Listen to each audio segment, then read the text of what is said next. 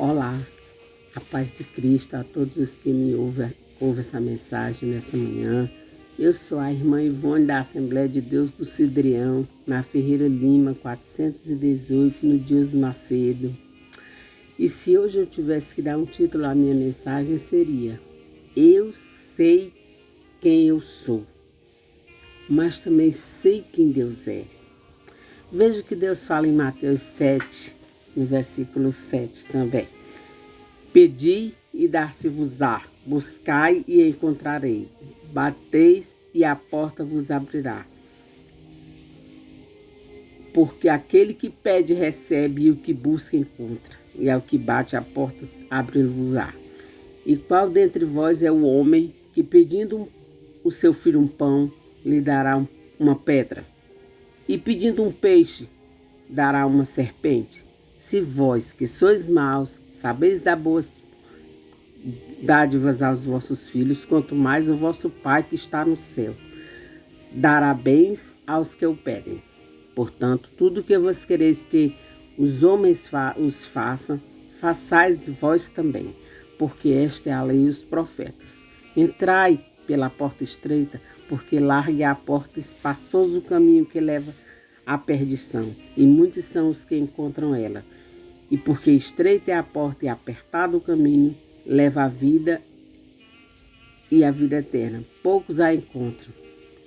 A reflexão é: você e eu achamos que o Evangelho tem que nos aceitar? Onde é que está escrito? Em lugar nenhum na Bíblia. A resposta é não. Sabe por quê? Porque nós temos coisas que precisam ser mudadas em nós.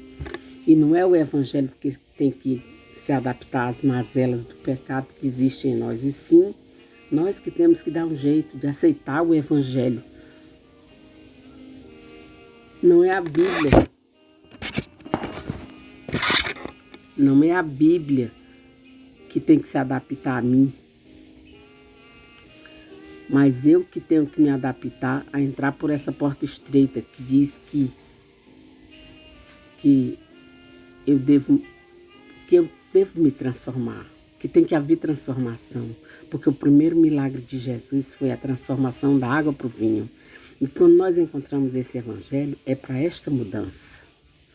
Tem gente que diz que não consegue lutar contra o pecado.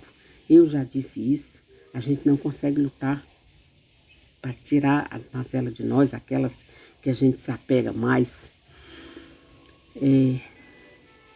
A nossa natureza caída, de Adão e Eva, que a gente não quer se livrar do pecado. E às vezes nós declaramos guerra contra nós mesmos, lutamos contra as mudanças através da palavra de Deus.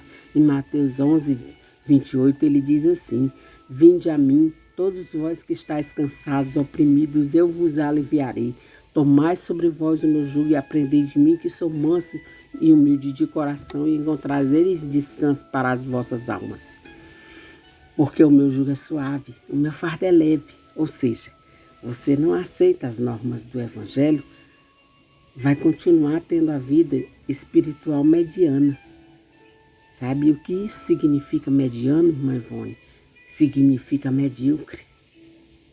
Tanto a vida espiritual medíocre, sem ver grandes vitórias, grandes milagres, como a vida física, a saúde, os vícios que às vezes as pessoas não se libertam, porque precisa aceitar a palavra de Deus de mudança, de transformação, sabe?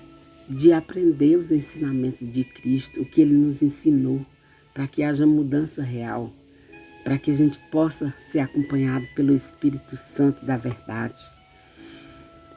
As mudanças são necessárias para que nós não sejamos um crente indo para a igreja com uma Bíblia sem mudança nenhuma da vida mundana do pecado.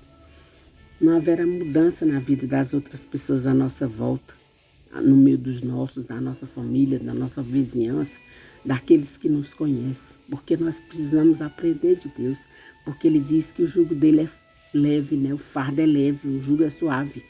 O jugo é porque a gente se liberta do jugo do pecado, do jugo do diabo.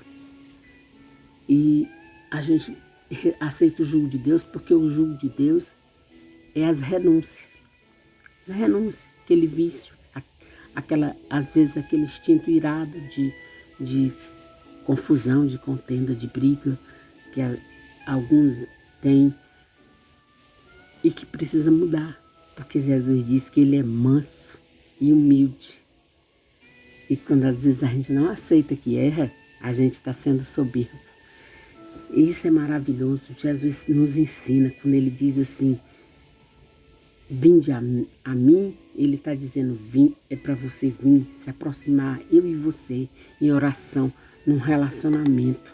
Quando ele diz cansado, é das tempestades da vida, oprimido é do jugo do inimigo, do diabo. Ele é o inimigo da nossa alma.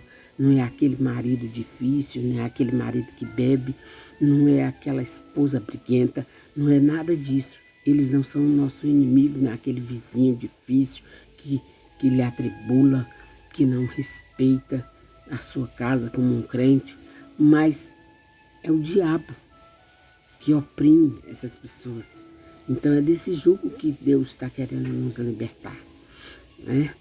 Aí, quando ele diz aprender de Jesus, é para não correr o risco de ter perdido o tempo sem conhecer a Deus, pois ele é santo, manso, humilde, deseja para todo cristão a salvação aqui na terra do jugo do inimigo, da pobreza, da falta de prosperidade em tudo, porque o crente ele deve ser próspero em tudo, em todas as áreas de sua vida, ele deve ser próspero para mostrar o reino de Deus aqui na terra, na vida dele, em cada parte. Se eu estou com alguma dificuldade, eu preciso colocar isso diante de Deus para que isso seja resolvido por ele, para que ele me mostre o caminho da solução. Amém? Pense nas mudanças necessárias e significativas na sua vida que precisa ser transformada por Cristo e chegue-se a ele em oração para que você deixe um legado, uma vida significativa aqui na terra para essa geração. Amém? Ou seja, você não aceitando as normas do Evangelho, vai continuar tendo uma vida mediana, né? Então precisava eu e você termos mudanças significativas para essa geração nova que está nascendo, que está crescendo, que precisa conhecer Jesus de verdade, que precisa conhecer a força do Evangelho, porque a geração nova é a geração da tecnologia, é a geração inteligente, é uma geração sábia na tecnologia, mas precisa ser sábia em Deus, para que tenha uma vida melhor, até melhor que a nossa, porque uma geração que tem tantas informações, mas de repente pode se tornar uma geração fraca, por falta do nosso ensinamento, aquilo que a gente aprende de Jesus, para dar a nossos filhos, nossos netos uma vida diferente, uma vida melhor, uma vida sem essa violência. Nós não somos obrigados a aceitar a vida que tem aí violenta, sem segurança, que a gente não pode andar em canto nenhum. E para isso a gente precisa também orar por essas autoridades, para que eles façam leis dignas, leis que protejam o povo, que o povo possa se sentir seguro. O mundo não vai ficar perfeito até a volta de Cristo, não vai. Até Deus nos libertar do jugo total do mundo, não vai. Mas a gente pode ter uma vida melhor. O cristão é para ser rico e próspero em tudo, principalmente na vida espiritual. Porque Jesus é uma riqueza tremenda na nossa vida. Eu sei disso, porque eu sei de onde Deus me tirou. Então eu sei quem eu fui, quem eu era, quem eu estou sendo e quem eu vou ser. E o legado que eu vou deixar no meio dos meus, porque muitas transformações eu vi na minha família. Amém, irmãos? Que Deus te abençoe e que você coloque em prática esse evangelho na sua vida, para a glória de Deus. E ele vai ser glorificado na sua vida. Amém.